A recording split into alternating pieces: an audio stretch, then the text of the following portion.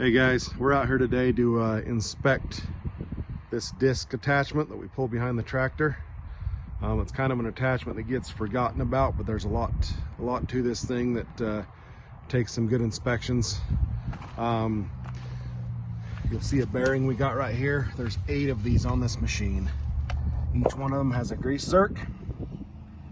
We've got to be able to inspect that it's got to be greased daily, inspected daily. And at the end of every day, it needs to be cleaned, especially this time of year, because if this builds up with dirt in this area, it makes it really hard to pull that dirt out when it's frozen. So it needs to be cleared out so that we can access that grease fitting every day.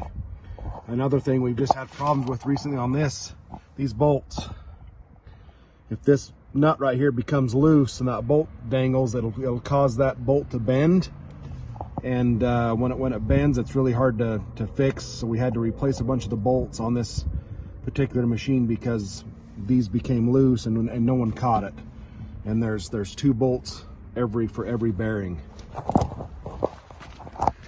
One of the other things we've run into recently last year on this machine, these bolts right here that are attached to the tongue.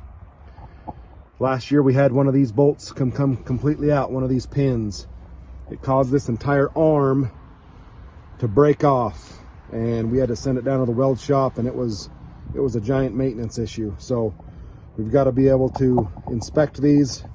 These here are pretty easy to see from the cab as you're running it.